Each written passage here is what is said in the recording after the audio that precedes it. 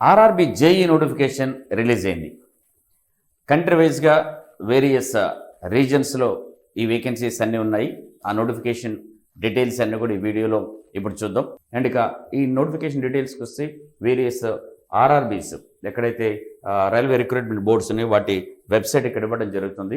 మీరు ఈ అప్లై చేసుకునేటప్పుడు ఏదో ఒక పర్టికులర్ ఆర్ఆర్బీకి మాత్రమే మీరు అప్లై చేసుకోవాల్సి ఉంటుంది. సో ఆ అప్లికేషన్ ఆ వెబ్సైట్ అనేది పర్టికులర్ ఆర్ఆర్బీ వెబ్సైట్ అనేది మీకు ఇక్కడ ప్రొవైడ్ చేయడం జరిగింది.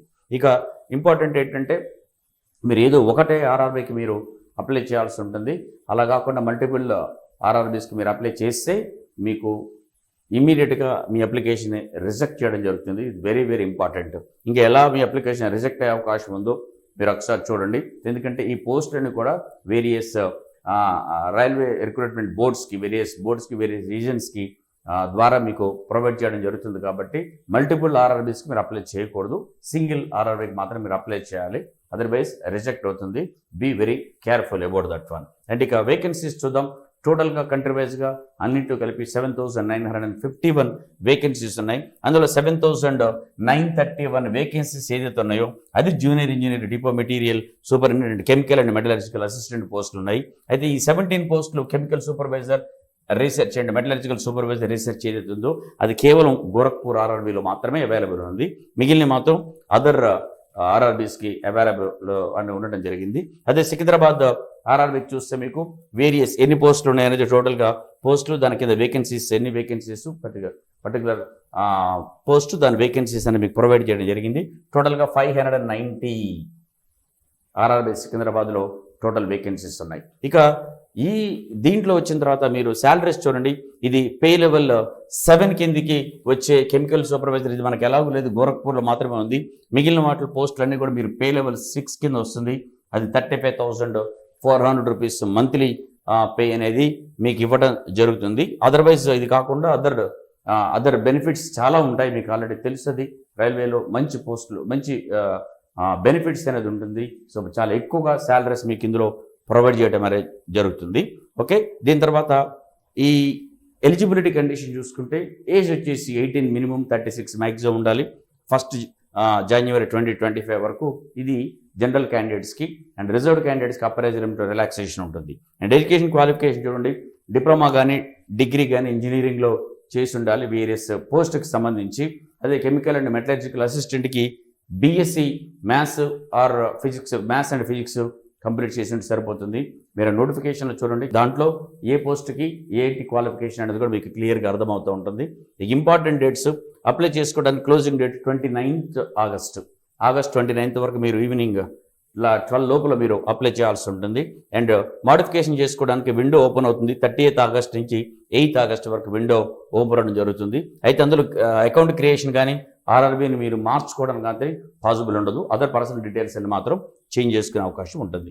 ఇక ఎగ్జామినేషన్ ఫీజు వచ్చేసి చూడండి 500 రూపీస్ మీకు ఎగ్జామినేషన్ ఫీజు ఉంది. Okay, for candidate who belong to SC ST ex service వాళ్ళకి 250 రూపీస్ పే చేస్తే సరిపోతుంది. ఓకే, మీకు ఇంపార్టెంట్ థింగ్ ఏంటంటే అవుట్ ఆఫ్ మీరు పే చేసే 500 రూపీస్ 400 రూపీస్ ఎగ్జామినేషన్ మీరు ఫస్ట్ స్టేజ్ CBT 1 కంప్లీట్ అయిపోయిన తర్వాత మీకు రిఫండ్ చేయడం అనేది జరుగుతుంది. అదే 250 పే చేసిన వాళ్ళకి ఆ 250 రూపీస్ను రిఫండ్ చేయడం జరుగుతుంది. అయితే మీరు రిఫండ్ చేయడానికి చాలా ఇంపార్టెంట్, మీ బ్యాంక్ అకౌంట్ అనేది క్లియర్గా మెన్షన్ చేయండి. అదర్వైజ్ మీ అమౌంట్ మీకు రిసీవ్ చేసుకోవడం అనేది జరగదు. ఇది ఒకసారి చూసుకోండి. ఇక మెడికల్ స్టాండర్డ్స్ వేరియస్ పోస్ట్కి సంబంధించి డిఫరెంట్ పోస్ట్కి డిఫరెంట్ మెడికల్ స్టాండర్డ్స్ ఉన్నాయి. అది medical standard A3, B1, B2, C1 అనేది మీరు ఆ పోస్ట్కి అగెనెస్ట్గా ఏ మెడికల్ స్టాండర్డ్ కిందకి వస్తుందో ఆ మెడికల్ స్టాండర్డ్స్లో ఏమేమి స్టాండర్డ్స్ ఉండాలనేది మీకు ఇందులో విజన్ స్టాండర్డ్స్ ఇందులో కనిపిస్తూ ఉంటాయి. ఇక సెలక్షన్ ప్రొసీజర్ చూడండి. ఇందులో CBT 1 2 ఆన్లైన్ ఎగ్జామినేషన్ ఉంటుంది. కంప్యూటర్ బేస్డ్ టెస్ట్ 2 ఉంటాయి. స్టేజ్ 1, స్టేజ్ 2, CBT 1, CBT 2 ఉంటుంది. తర్వాత document verification and medical examination ఉంటుంది. ఇక CBT 1 ఒకసారి చూద్దాం. 4 సెక్షన్స్ టోటల్గా. ఇందులో mathematics, general intelligence and reasoning, general awareness, general science, వీటిలో మొత్తంగా 100 క్వశ్చన్స్ ఉంటాయి. అండ్ టోటల్గా 100 మార్క్స్ ఇందులో ఇవ్వడం జరుగుతుంది. 1.5 hour టైం ఇస్తారు. 90 minutes టైం ఇవ్వడం జరుగుతుంది. నెగిటివ్ మార్కులు ఉంటుంది. 1/3 మార్క్ ఎక్కువ మార్కులు డిడక్ట్ చేస్తారు. మీరు కరెక్ట్ అయితే ఓకే, కరెక్ట్ కాకపోతే 1/3 మార్క్ డిడక్ట్ చేయడం అనేది జరుగుతుంది. అయితే ఇందులో మినిమం క్వాలిఫికేషన్ మార్క్స్ కూడా మీకు ఇచ్చారు. అన్రిజర్వ్డ్కి 40%, ఈడబ్ల్యూఎస్కి 40%, ఓబీసీ 30%, ఎస్సీ 30% అండ్ ఎస్టీ 25%. ఇది మినిమం మార్కులు. అంటే ఈ మార్కులు వచ్చిన ప్రతి ఒక్కరు క్వాలిఫై అవుతారని కాదు. ఈ మార్కులు వచ్చిన తర్వాత బేస్డ్ ఆన్ మీ మార్క్స్ని బట్టి నెంబర్ ఆఫ్ పోస్టులకి 15 టైమ్స్ క్యాండిడేట్స్ని నెక్స్ట్ లెవెల్కి ప్రొవైడ్ చేయడం జరుగుతుంది. 15 టైమ్స్ క్యాండిడేట్స్ని కేటగిరీ వైజ్గా నెక్స్ట్ CBT 2 లెవెల్కి నెక్స్ట్ స్టేజ్కి ప్రమోట్ చేయడం జరుగుతుంది. అంటే దాని తర్వాత ఆ CBT 2 ఎగ్జామినేషన్ మనం చూస్తే CBT 1 సిలబస్ చూద్దాం. CBT 1 సిలబస్ మీకు డీటెయిల్గా ఇవ్వడం జరిగింది. మీరు వీడియో పాస్ చేసుకుని ఆ CBT 1 సిలబస్ అంతా కూడా చూడొచ్చు. ఇక CBT 2 ఎగ్జామినేషన్ మీరు చూడండి. ఇందులో టోటల్గా 5 sections: general awareness, physical and chemistry, physics and chemistry, basics of computers and applications, basics of environment and pollution control and technical abilities. ఇది ఉంటుంది. టోటల్గా మనకి 120 క్వశ్చన్స్ ఉంటాయి. అండ్ మార్క్స్ టోటల్గా మీకు ఇవ్వడం కూడా 150 క్వశ్చన్స్ ఉంటాయి. 150 మార్క్స్ ఇవ్వడం జరుగుతుంది. 120 మినిట్స్ టైం ఇస్తారు. దట్ మీన్స్ 2 అవర్స్ టైం ఉంటుంది. ఇందులో కూడా నెగిటివ్ మార్క్స్ ఉంటుంది. 1/3 మార్క్స్ డిడక్ట్ చేయడం జరుగుతుంది. ఇక టెక్నికల్ ఎబిలిటీస్ సబ్జెక్ట్ సిలబస్ ఎట్లా ఉంటుందంటే, ఆ టెక్నికల్ సబ్జెక్ట్కి మీరు ఏ పోస్ట్ అయితే మీరు పోస్ట్ చేస్తున్నారో దాని ఎడ్యుకేషన్ క్వాలిఫికేషన్ ఏ గ్రూప్ కిందకి వస్తుందో మీకు ఇందులో మెన్షన్ చేయడం జరుగుతుంది. ఏ ఎగ్జామ్ గ్రూప్ కిందకి వస్తుందో ఆ ఎగ్జామ్ మీరు ఏ ఎగ్జామ్ గ్రూప్ కిందకి వస్తే ముందు సిలబస్ మీరు ఏ పోస్ట్కి అప్లై చేస్తే చూడండి. ఆ పోస్ట్ దగ్గర మీ ఎడ్యుకేషన్ క్వాలిఫికేషన్ ఏ ఎగ్జామ్ గ్రూప్ కిందకి వస్తుందో చూడండి. ఆ ఎగ్జామ్ గ్రూప్ కింద ఉండేటువంటి సిలబస్ అనేది మీకు ఎనెక్సర్ 7లో ఇవ్వడం జరిగింది. అక్కడ మీకు అర్థమవుతూ ఉంటుంది. మీరు చూస్తే మీకు ఆ సిలబస్ ఇవ్వడం జరుగుతుంది. ఈ సిలబస్ చూసుకుంటే ఎగ్జామినేషన్కి ఒకసారి మీరు వీడియో పాస్ చేసుకున్న సిలబస్ అంతా చూడండి. ఏమి ఇస్తారు అనేది. బట్ ఇందులో గుర్తుపెట్టుకోండి, physics and chemistry, general science అనేది చాలా ఇంపార్టెంట్. గుడ్ క్వశ్చన్స్ వస్తాయి ఇందులో. సో దీన్ని మీరు బాగా ఎక్కువ కాన్సన్ట్రేషన్ చేసి ఎక్కువ మార్కులు తెచ్చుకునే ప్రయత్నం అయితే చేయండి.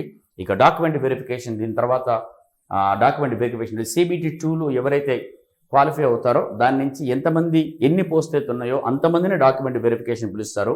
నెంబర్ ఆఫ్ వేకెన్సీస్ ఎన్ని ఉంటాయో అంతమందికి మాత్రమే CBT 2 నుంచి డాక్యుమెంట్ వెరిఫికేషన్ పిలుస్తారు. డాక్యుమెంట్ వెరిఫికేషన్స్ అన్ని కూడా కరెక్ట్గా ఉంటే ఫైనల్ సెలక్షన్ అనేది ఉంటుంది.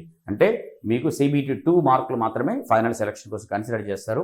CBT 1లో క్వాలిఫై అయితేనే CBT 2కి వెళ్తారు, గుర్తుపెట్టుకోండి. So everything is important. So మీరు ఈ మంచి పోస్టులు, మంచి శాలరీస్ ఉన్నటువంటి జనరల్గా చాలామంది అప్లై చేస్తారు. చాలామంది రోజు నుంచి చూస్తున్నాం. 2018 తర్వాత మళ్ళీ ఇప్పుడే వస్తుంది ఈ నోటిఫికేషన్ RRB JEE అనేది.